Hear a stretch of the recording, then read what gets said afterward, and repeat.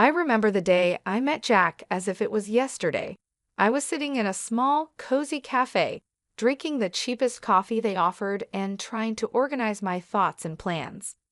Then he walked in, like something out of a movie, though there were no dramatic lights or music, just the sound of the bell over the door and the scent of old coffee mixed with his aftershave.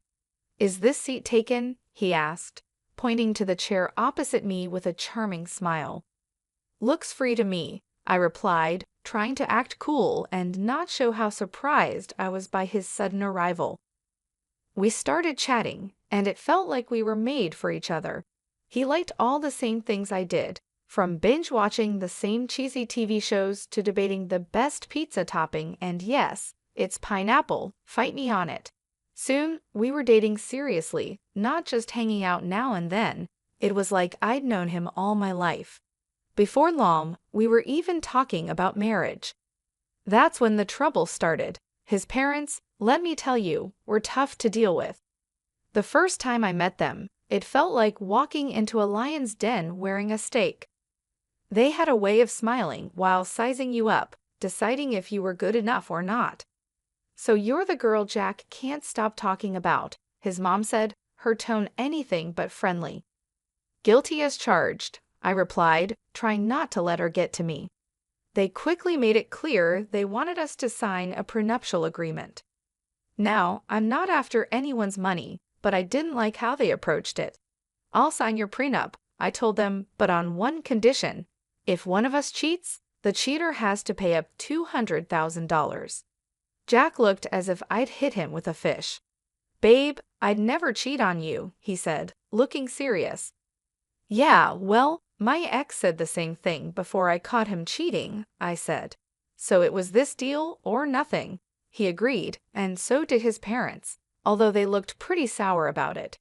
We thought that was the end of that issue, but we were wrong.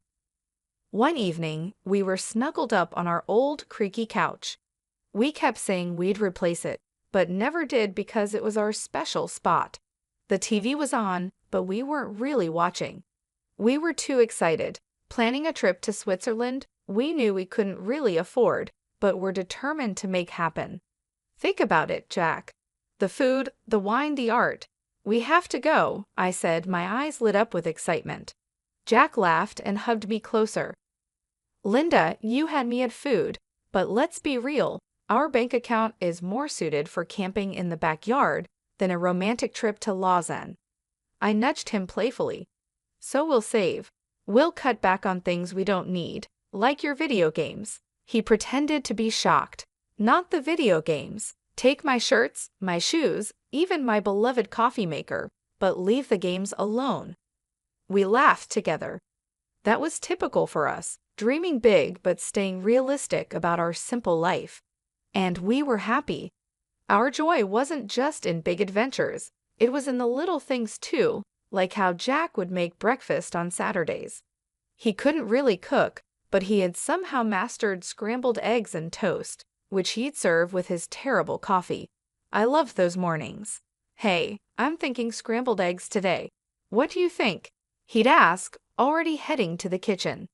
"Only if you promise not to burn the toast this time."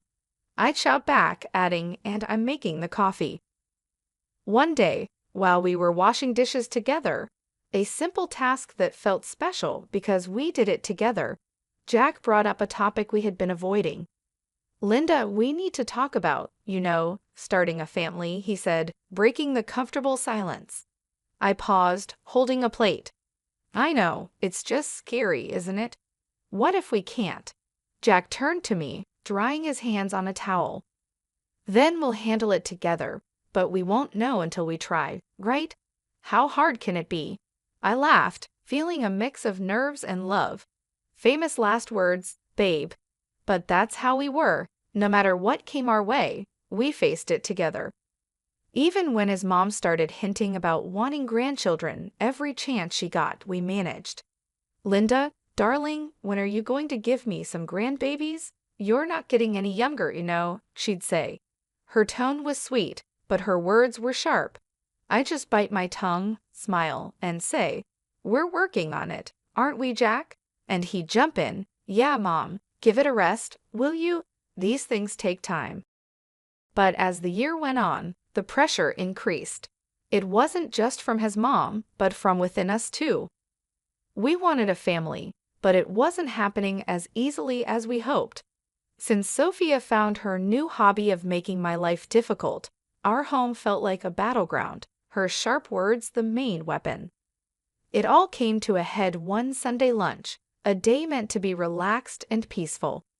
Sophia, with her usual timing, dropped by uninvited just as we were about to sit down. The air tensed the moment she walked in, her eyes scanning the room as if she was about to conduct a military inspection. "Well, isn't this quaint?" she started, her voice dripping with sarcasm as she looked at the simple meal I prepared. "You really outed yourself, Linda. I can see you've been busy in the kitchen all morning." Her eyes met mine briefly, a smirk on her lips. Trying to keep the peace, I forced a smile. "It's nothing fancy, Sophia, just something simple and quick. Please have a seat." As we sat down, she began her usual tirade. "You know, Linda," Sophia said, her voice loaded with condescension, "I was talking to Mrs. Charlotte the other day, and she mentioned how her grandson was just born. It got me thinking, when are you and Jack going to give me some good news? You're not getting any younger." I felt my cheeks burn with a mix of embarrassment and anger. I glanced at Jack, hoping for some support, but he seemed suddenly very interested in his plate. "Mom, come on," Jack finally muttered, but it was half-hearted, and we all knew it. Sophia continued, relentless. "I don't mean to be harsh, but you're not a charity. You work hard for your money. Why waste it on Linda if she can't do her basic duties as a wife? Hiring a cleaning service and a cook would be much more efficient, don't you think?" That's when I couldn't hold back any longer. "Sophia, I am trying my best here. It's not like I don't want to have kids. And as for the house and my cooking, I didn't realize marriage was a service contract." Sophia scoffed. "Well, it's not a free ride either. You have responsibilities, Linda, which you're clearly not fulfilling." The room was thick with tension, and I could feel tears starting to form. But what hurt the most wasn't Sophia's words, it was Jack's silence. He finally spoke up, but it wasn't to defend me. "Yeah, Mom has a point. Maybe we should consider getting some help around here. It would make things easier for you too." His words felt like a betrayal. It was clear I was on my own. Over the next few days, Sophia's visits became more frequent, and with each visit, her criticism got sharper. She'd inspect the house, pointing out every speck of dust or a pillow out of place. "You call this clean?" she'd scoff. "My eyes must be deceiving me because this looks like a pigsty." Then came the comments about my appearance. "Is that what you're wearing? You know, a wife should dress to please her husband. It's no wonder Jack is always so tired. He has to come home to this." I tried to fight back. "Sophia, I don't dress for Jack. I dress for myself. And he's tired because he works hard, not because of what I wear." But it was like talking to a brick wall. Sophia had made up her mind about me, and nothing I said or did would change it. Jack's lack of support was the biggest blow. Each night after his mom left, we'd argue. "Why won't you stand up for me, Jack? She's walking all over us, and you're just letting her." "Linda, she's old and set in her ways. What do you want me to do, kick my own mom out?" "No, but I want you to be my husband, to stand by me, not her." It was clear this was about more than just Sophia's disapproval. It was about us, our marriage, and whether we were strong enough to stand together or let Sophia's criticisms tear us apart as the days turned into weeks. I realized this wasn't just a temporary issue, it was a full-on attack, and if we didn't act soon, there might not be anything left to save. Things between me and Jack had been cold since Sophia intensified her criticisms. But it wasn't just our home life that was under pressure. Jack himself had started acting strange, and it wasn't just because he was stressed at work. It was something more, something that made my stomach churn. It began with phone calls. Jack used to be open about his phone. We didn't keep secrets from each other. But then he started leaving the room whenever he got a call, and it was always the same caller ID, Paul Work. One evening, I tried to sound casual and asked, "Who's Paul Work?" Jack flinched, a clear sign he was nervous. "Oh, just a new guy at the office, asks a lot of questions," he said. But there was more. Jack, who was never into fashion, suddenly started caring about how he looked. The graphic tees and old jeans were gone, replaced by crisp shirts, slacks, and even cologne. "Since when did you start caring about smelling like a department store?" I joked one morning as I watched him comb his hair in a new style. He just smirked too quickly, just felt like changing things up. No harm in that, right? And then there were the late nights at work, which became more frequent. "Another long one, babe?" I texted, trying not to sound needy. "Sorry, this project is killing me." "Won't be late, I promise," he texted back. But it would be well past midnight before I'd hear his keys in the door. I couldn't shake the feeling that something was wrong. It followed me like a shadow. That's when I decided to hire a private detective. It felt like something from a cheesy TV show, but I had to know for sure. The evidence came in a plain brown envelope, as heartbreaking as it was conclusive. Photos of Jack with another woman, their closeness unmistakable, caught in moments that shattered our years together. But it was the recording that hurt the most. Their conversations, filled with affection and plans, made it clear they were in love, or at least he was with her. I sat there with the evidence laid out in front of me, feeling a cold realization. This was the proof I might need if we ended up in a tough divorce. The photos captured moments stolen from our life together, and the recorded words betrayed every "I love you" he had ever whispered in my ear. But I kept it all to myself, a painful burden I chose to bear alone. I wasn't ready to confront him, not yet. I needed a plan, a way to handle the collapse of our marriage while keeping my dignity. The following days passed in a blur. Jack kept up his act, and I played the role of the perfect wife, smiling on the outside while breaking inside. Our conversations became a careful dance around the truth, each word measured, every laugh forced. "Everything okay, Em? You've been quiet," Jack would ask, his concern sounding real. "Yeah, just tired, you know. Work's been crazy," I'd reply, the lie bitter in my mouth. It was just another ordinary day, or so I thought, until I overheard a conversation that changed everything. I was passing by Jack's office, the door slightly open, when I heard their voices. It was Jack and his mother, Sophia, and they weren't just making small talk. Their tone was serious, full of intent. "I'm telling you, Mom, I can't do this anymore. It's not just about the kids. I've lost all feelings for Linda. It feels like we're roommates, not husband and wife," Jack said, his voice strained and tired. Sophia's response was sharp. "Of course you feel that way. She hasn't given you a child. And what else has she really brought to this marriage? But let's not rush things. My 65th birthday is coming up, and we wouldn't want to miss out on a generous gift from her, would we?" The cynicism in her voice was like a knife twisting in my gut. They were using me, planning to keep me around just long enough to benefit from a generous birthday gift before casting me aside. "Exactly, dear. Just bide your time a little longer," Sophia confirmed, her voice dripping with malice. I stood there, frozen, feeling both shocked and angry. They were planning to push me out of the family as easily as making a grocery list.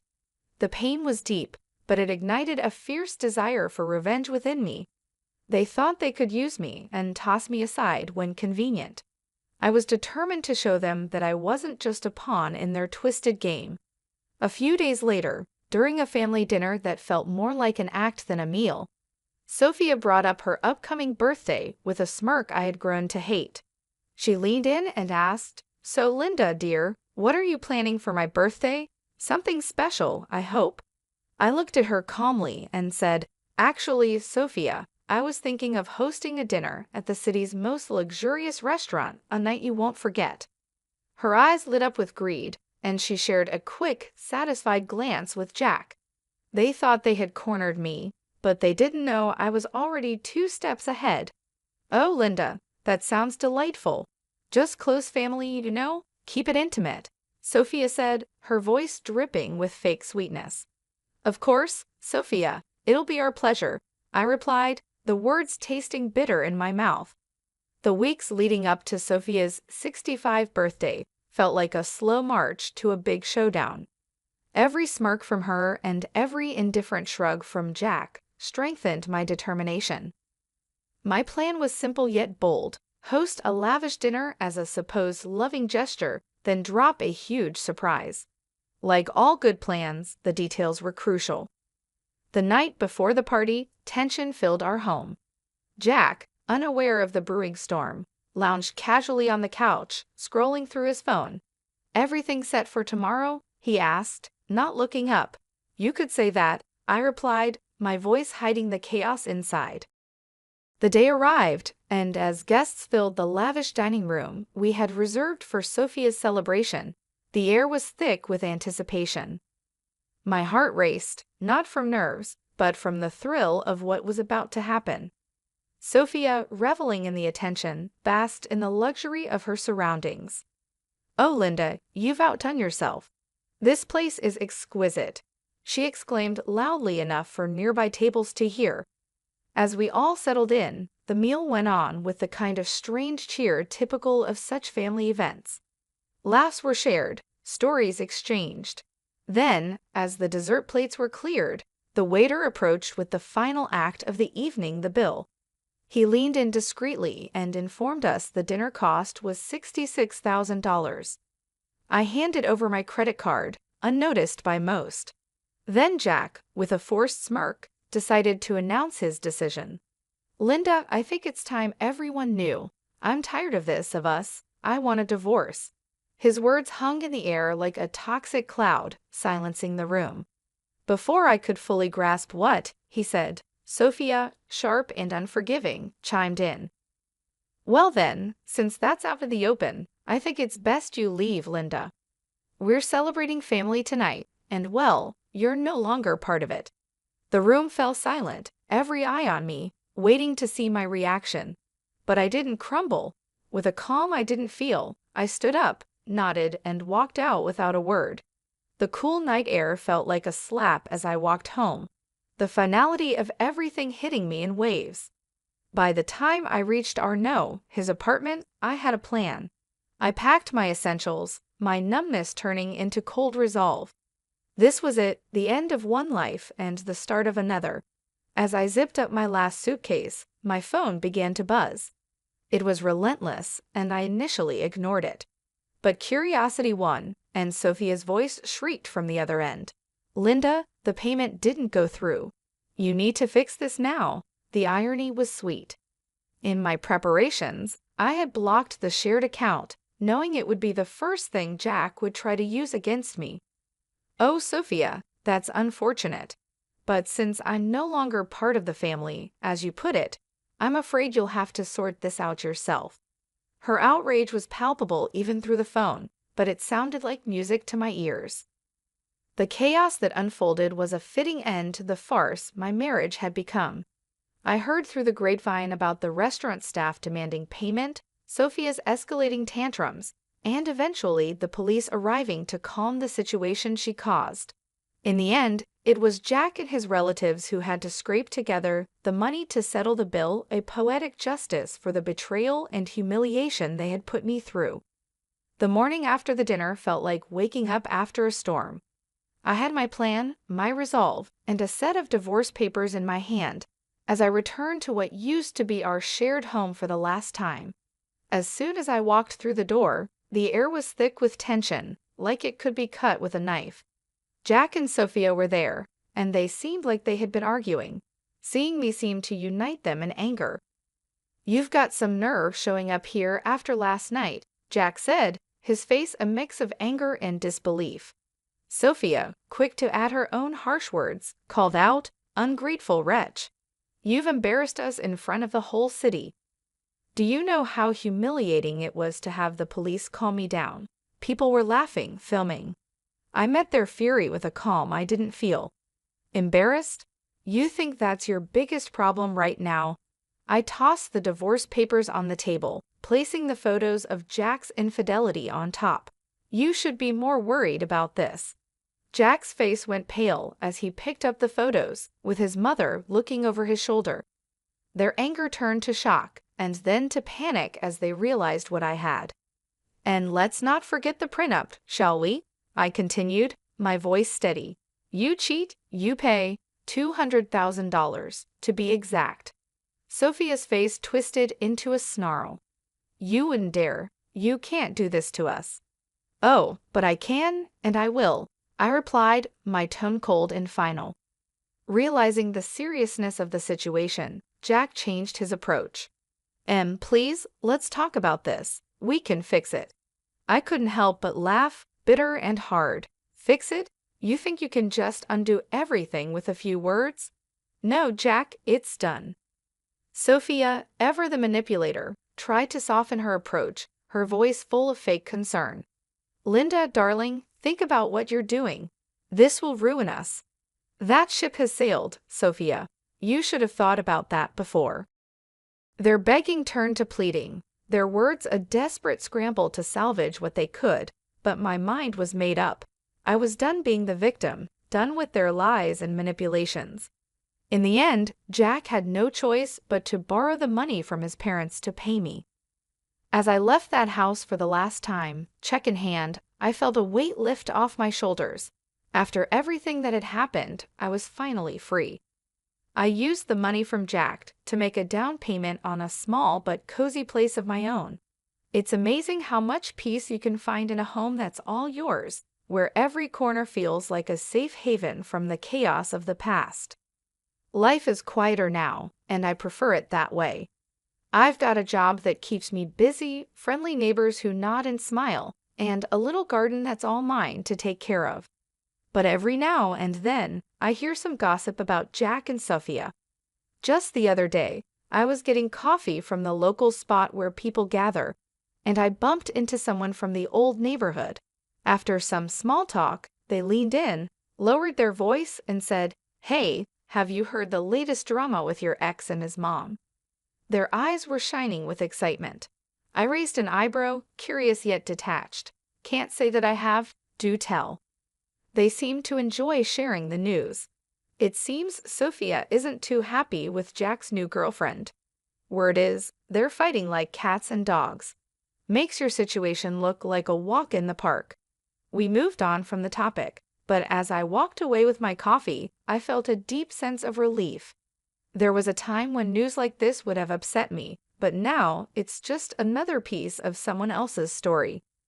These days, my biggest concerns are whether my tomatoes will ripen before the squirrels get to them, or if I'll ever manage yoga without looking like a newborn deer on ice.